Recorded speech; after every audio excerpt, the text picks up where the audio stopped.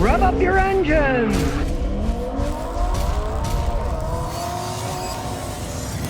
Sharon Jean says, Scotty, I drive an '09 Honda Civic, 168,000 miles, combined city highway. I was changing the oil at 5,000 miles, but my Haynes manual says to change it every 3. Help. Okay. Well, Mr. Haynes was a very nice guy. He's dead now. He's an Englishman. And those books are old school. Back in the day, I changed oil every 3,000 miles. And you know why? Because it was conventional oil that didn't last as long. Today, use full synthetic oil, change it every 5,000 miles, and you won't have any problems, right? It's just that those are kind of backdated, right? This is one of the reasons I make 2 videos every day and do live streams twice a week. I keep up on information. I can tell you what's happening. The problem with a book is, once the book is published, it's set in stone, and the information can be backdated, and it could do anybody any good. Well, I keep up with the times, so listen to me and not the book.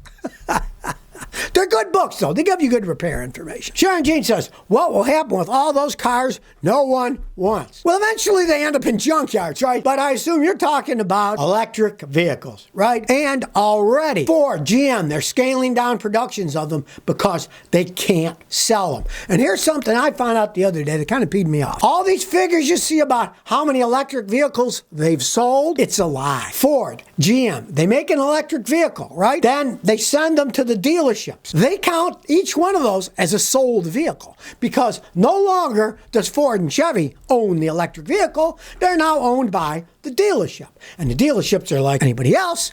They have a loan from a bank for millions, and every month they have to pay the note on each car in the lot that they didn't sell. What eventually will happen is they won't be making millions of electric cars because nobody wants them, nobody buys them, they're screwed. And you think it's low now. Let me tell you, I just read a figure the other day. There's like 235 million cars driving in the United States, and less than 1/2% are electric cars, right? So there's hardly any out there now. And this is why I laugh at the figures that we sold all these electric cars. We sold la. Most of them are sitting at the dealerships. Nobody owns them yet except the dealership is paying on them. So technically it's theirs, and the manufacturer says, oh, look, we sold all these cars. No, they didn't. They're just sitting there at the lots. Effing Corey says, I work at a Hyundai dealership. The electric Ioniq models are the only ones we don't restock on the lot because nobody buys them. And that is the truth. They can push it all they want, but if people aren't buying it, guess what? They're going to have to stop making the stupid things in large volumes and turn them into niche things for, hippy-dippy people that are going 5, 10, 20-mile trips and aren't going on long distances, and will be real frugal about plugging them in at night and all that stuff, right? The majority of Americans want fast, convenient, economic transportation that's there. You can get in and go anywhere they want, anytime they want. Don't have to think about run out of electricity. And if these idiots in Washington don't understand that, doesn't surprise me. They live in La La Land. You remember there was the woman who was one of the secretaries there, transportation or something, and she was going on an electric field trip with electric cars down to Florida from up north, and they blocked in a family with a baby in an electric car with a regular car until their little armada of electric Washington, D.C. politicians' cars came and they charged it up. And they even called the police, the woman and the baby and the husband, and the police said, sorry, we got nothing to do. There's no law about this, right? And these are the kind of people that are in Washington, D.C. Should we listen to them? No. They're a bunch of effete snobs. Asher says, Scotty, what pickup trucks have you owned, and what are your opinions of them? Well, I don't have any opinions ones I've owned because I've never owned one. My sons have them, and I just use theirs. We got a Lexus, a Celica, and a Matrix, and they all get pretty good gas mileage, right? We got pickup trucks all over the place. They're all Toyotas, too. And they all happen to be Tacomas. 2 of them are 4-bangers. One of them's a VH6 TRD 4-wheel drive. And I'd still say the Toyotas are the best, even though I don't like some of the changes they're making to the newer ones. The older ones last forever.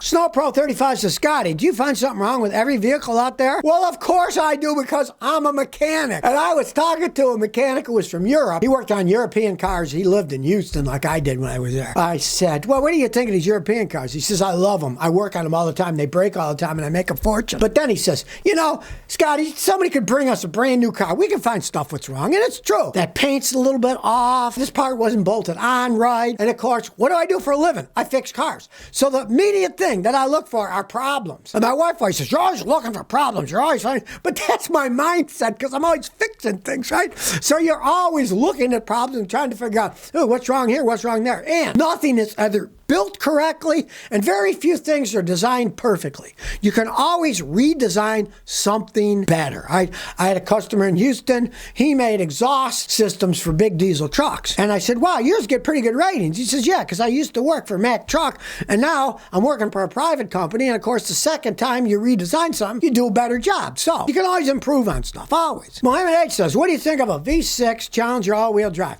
I am not a Chrysler fan by any stretch of the imagination, but those aren't bad. I have customers with them, and they like them because the V6 still, it's got 300 horsepower, so it's still got decent horsepower, right? Most guys buy a Challenger, they want that big monster Hemi, they want 780 horsepower, right? They want to be burning tires and going insane, wrapping themselves around trees, right? The customers I have that deliberately bought V6 ones, they're relatively happy. And of course, they will last longer because they don't burn out all the time and wreck the transmissions and the engines and the drivetrain from burning rubber and stuff. They're decent, but I wouldn't buy a Chrysler product myself. I just don't like them. They don't hold up over time. They're overpriced. But if you want something for just cruising around, it's a lot cheaper than the V8. And it's going to last longer. Quentin Evans says, what do you think about Marvel Mystery Oil? Do you think it's a good idea to use it? Sure, it depends what you want to use it for. Marvel Mystery Oil is one of the best penetrating oils out there. Meaning you got rusty crap, you put it on it, it will break the rust loose. Let's say you got an old engine that sat forever and now it's locked up. What you do is you take all the spark plugs out, you pour Marvel Mystery Oil in all the spark plug holes and let it sit for a week or so. Then you try to crank the engine over with a giant cheater bar and a socket on the front crank and try to turn it over, right? Or if it's a standard transmission, you push it, then you pop it in second gear to try to break it loose. And that Marvel Mystery Oil is really good for breaking rusted up pieces that you want to get loose, right? Now, on the other hand, back in the day, we used to throw them in a gas tank to lubricate stuff, but you can't do that in modern cars because it will destroy your catalytic converter system. It is an oil after all, and it would clog up the catalytic converter, mess with the oxygen sensors. So you can use it for various things still, but you don't pour it in a gas tank anymore. Skip H says, Scotty, I got a Mazda CX90 partial hybrid electric vehicle. Had it 6 months. I drive EV all the time. 6 months, I've only put in 33 gallons of gas. It's 6 months old. Does it need an oil change now? It has 2,400 miles on it. I would say with that, change it once a year. Change your oil once a year. Use full synthetic oil and change it once a year because you're not driving that miles on the engine. You're driving on the electric. What they say with fully synthetic oil is you change it once a year or every 5,000 miles of driving. And in your case, you drove it 2,400, but a lot of that was electric. Kind of keep a record of how many electric miles you go. Put it on your phone or whatever. The regular gasoline motor. And if you do electric all the time and plug it in, you only change it once a year if you're driving less than 5,000 miles a year on the motor actually driving. Damien, he says, Scotty, I got a 91 Mercedes-Benz 2.3 automatic. I take really good care of it. This car's made in Germany. I believe these were good cars. What do you think? Okay, yeah, they were in those days.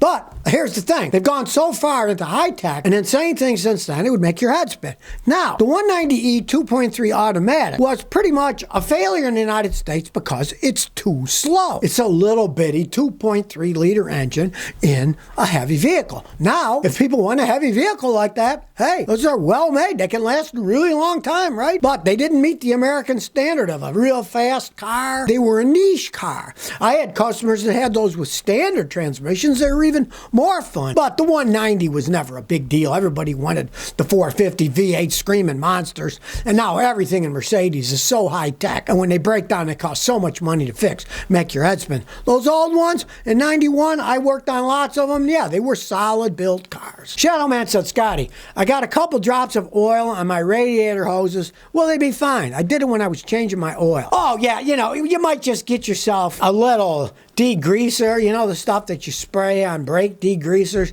You might just spray a little and wipe it off, but a couple of drops isn't really going to hurt anything. But you might spray a little cleaner on it, or you got a little acetone or something lying around, just wipe whatever's on there off. It's not going to hurt anything over time. You don't want anything soaking with oil forever, but just wipe it off, clean it off. You don't have to worry about it. Fun is fun. So, Scotty, where are you? Well, I'm presently in Clarksville, Tennessee. I spend half the year, a little over half the year in Clarksville, Tennessee, and then I go to the other grandkids that are out in Rhode Island. I'm in Portsmouth and they're in Tiverton right over the bay on the other side. So if you're near Clarksville, hey, set up an appointment with me. I'll check out your car, tell you your problems. Maybe you want to show a car off. Maybe you want to whine about how you hate your car, and even with the manufacturer. Hey, I love making those too. So I'm here for 2 months.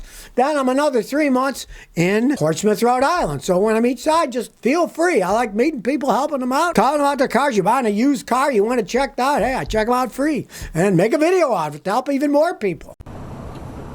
So if you never want to miss another one of my new car repair videos, remember to ring that bell.